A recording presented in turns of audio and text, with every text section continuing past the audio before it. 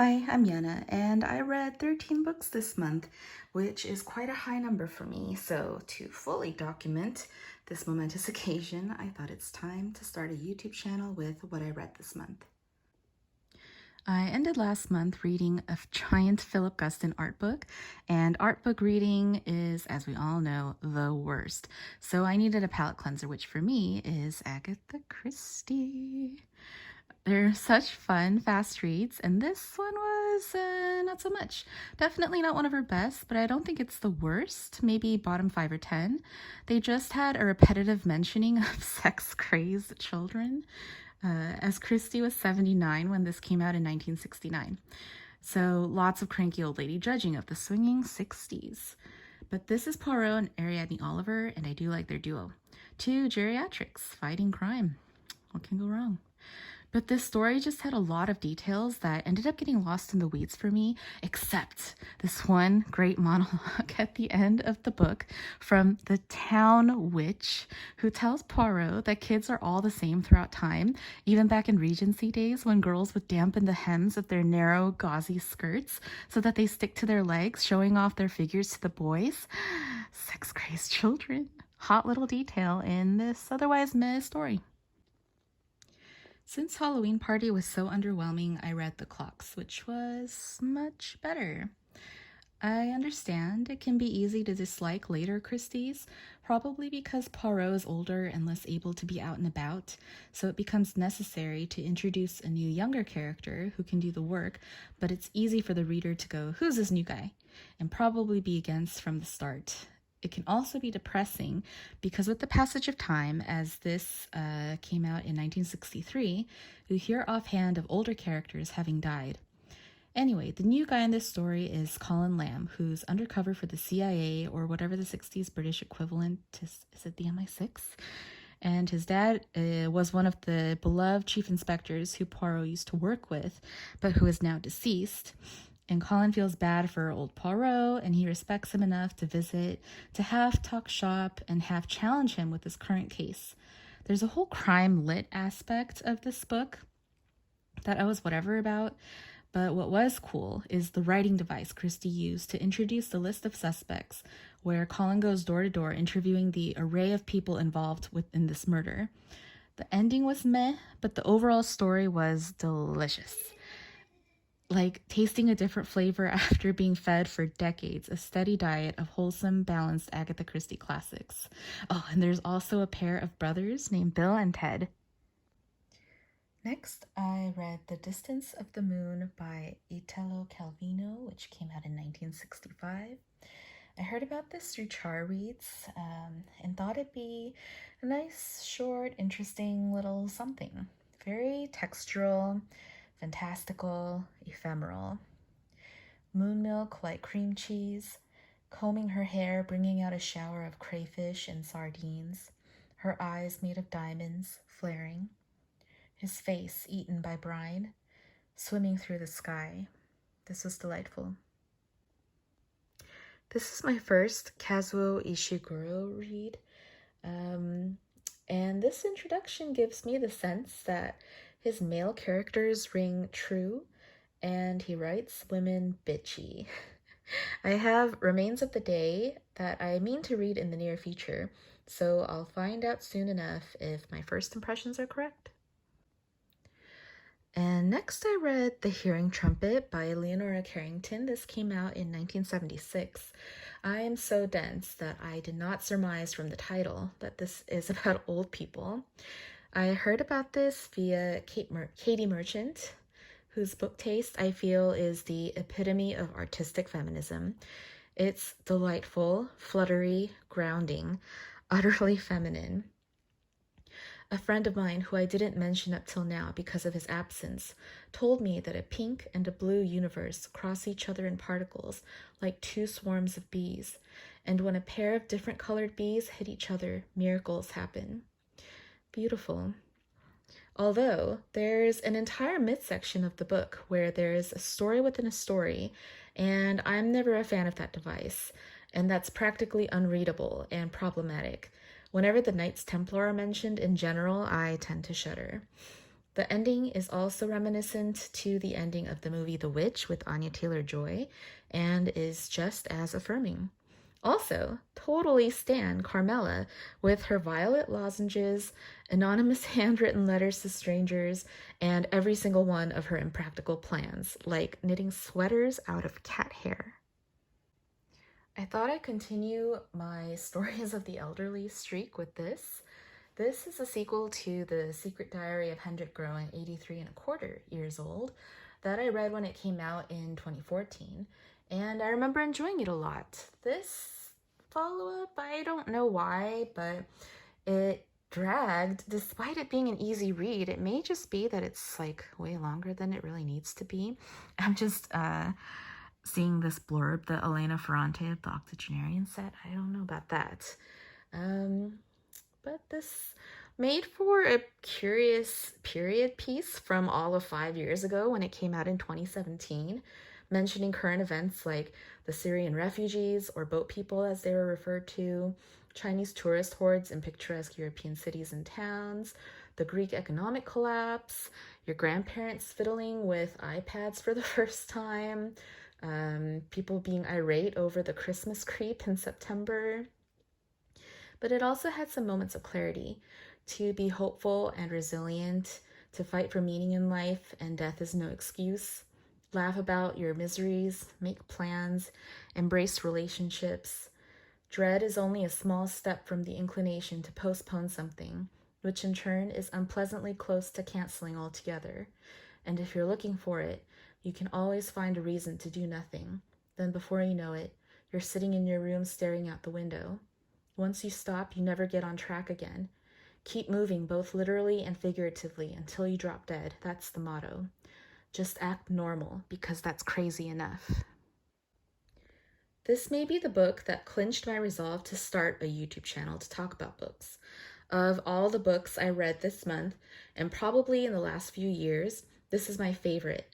I love how he structured his memoir by segmenting each chapter of his life with a grand theme.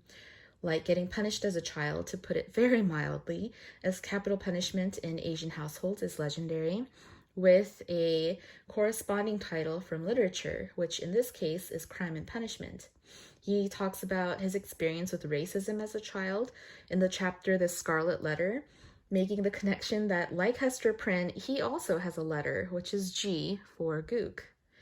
The pacing is so great, and he has so many smart punchlines like, "This was small town PA, poorly read, very white, collar blue." There's a part at the end, right before his high school graduation with his friends, that brought me to tears. I can't recommend this enough. This is another Katie Merchant-influenced little chapter book that I got, to be honest, because of the cover. How mysterious. And it is not what I expected it to be. With these little chapter books, I don't have too many expectations, and I liked a few lines from it, so I'm happy with that. I watched a film about Picasso at work, and I saw that he painted fast, too, in the hopes of making as many choices as possible. Franz Klein confided about painting. They think it's easy. They don't know it's like jumping off a 12-story building every day. You're worried that you're a masochist. Just ignore it until it goes away. That's what happens in the onward march of female heterosexuality. One day you'll wake up and the tension will be unsustainable. It will cease playing itself out in the theater of public histrionics and will go lie quietly in some kind of internal jewelry box with velvet-lined drawers. Ideally, at the end, there's grace, and the phallus is as much yours as it is his. It's a process that's much too slow and unsightly for women to tell each other about. That's why we're always reinventing the wheel. My friend Nicole gave this to me right before I went to get my first COVID vaccine. This is Teaching My Mother How to Give Birth by Warsan, Shire, which came out in 2011. I read it with my sore arm, and I don't know which hurt more, my arm or my heart. This is so good, like a mini Lucia Berlin. No one leaves home unless home is the mouth of a shark. I did not beg him to stay because I was begging God that he would not leave. Sometimes it feels like someone else is wearing my body. His knuckles are unmarked graves. I don't know a ton about Japanese breakfast, but am vaguely aware of her band. I heard Kate Levy talking about this a while back, and then more recently, a lot of independent bookstores were promoting this, so I pre-ordered. Overall, she seems very relatable and very normal. From a small town in Oregon, she's a half Korean, half white only child, and her memoir spans her childhood with her Korean mom who taught her aspects of Korean culture that she's so enchanted by and proud of, and what happens to her psyche when her mom, who's essentially her only access into Korean culture, dies when she's only 25 years old. It's a coming of age memoir, an Asian American experience memoir where she grows up feeling too Asian for Americans and too white for Koreans. But most of all, it's an outpouring of grief from losing her mother at such a young age. It made me realize reading this that if my mom were to die soon, we'd be okay, because even though I'm 35 and that's still relatively young to lose your mom, we have a great relationship and have done a lot together and understand each other. There wouldn't be that much of a loss. And what a gift that is, to know your roots and where you come from and why you are the way you are. There's a lot of Korean words in this book, and I wonder if that'll be excluding to non-Koreans, but a lot of it is for Korean food and talking about Korean culture, so I wonder if it'll feel inviting for non-Koreans to learn and be just as entranced as Zauner is. Yoon Ye-jung just won the Best Supporting Actress Oscar, and of course last year there was Parasite, and of course the overall K-pop and K-drama zeitgeist. And growing up, I never thought that this would be life. So it's been very interesting to witness and to see more Asian and Asian American experiences depicted in books as well. Next, I read To Asia with Love, Everyday Asian Recipes and Stories from the Heart by Hetty McKinnon, which came out this month. I pre-ordered this book when Molly promoted it on her Instagram, and I've been on a kick of supporting Asian writers, so yeah. The title is very apt because it is all very casual comfort food with heartwarming stories of her Chinese-Australian experience. The photos are beautiful that she took at home herself during lockdown of all the foods she normally eats at home, using all her own dishware and flatware. I've never heard of her before this, and this is my introduction to her, and I find her a very interesting domestic culinary person. Probably the best part is all of her dressing ideas. I never thought to mix gochujang with yogurt, or coconut milk, brown sugar, lemon, oil, and salt. Even her desserts are on brand to her aesthetic, very mild and light and fruit-forward.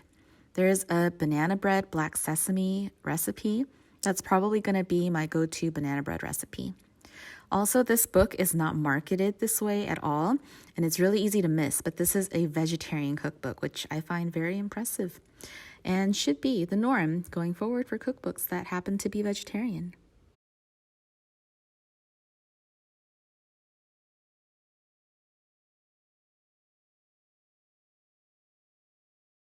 Next, I read Irving Penn, Centennial, which was published by the Met in 2017. I found this dramatically price reduced, like 60 or 75% off, so I bought it on a whim. I'm also a fan of Irving Penn's work, and look at this, how beautiful and impressive. But once I started reading and going through the book, it was ultimately disappointing. For what's supposedly a comprehensive retrospective done by the Met, I thought I'd find his most loved photos, but that's not the case. I think if I'd gone to the exhibit and looked through everything, I'd appreciate this book more as a memento of that experience. Just reading the book alone, I think it's beautiful. It's nice to have, holds the essence of Penn, but it's not necessarily a prize addition to a Penn or any fashion photography book collection.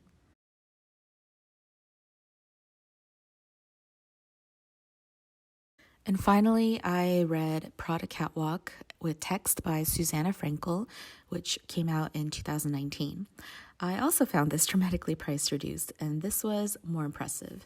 There are more fashion brands in this Catwalk series, and I'm thinking about getting the Vivienne Westwood one too, which should be coming out soon. Because this Prada book should definitely be added to your fashion book collection if you're a fan of Prada. And if you love fashion, then why wouldn't you love Miuccia Prada? It spans their first show in autumn-winter 1988 to the most recent collection of this book's publishing, which was the spring-summer 2019 show. with the bold white headbands that Amanda Gorman wore at the inauguration. The text is readable, thank God, and the blue fabric covering is perfect. I love this book. So that is everything that I read in April 2021. I honestly don't know how I did it because I have a child and a dog, but we'll see how I do next month. Thanks for watching. Bye.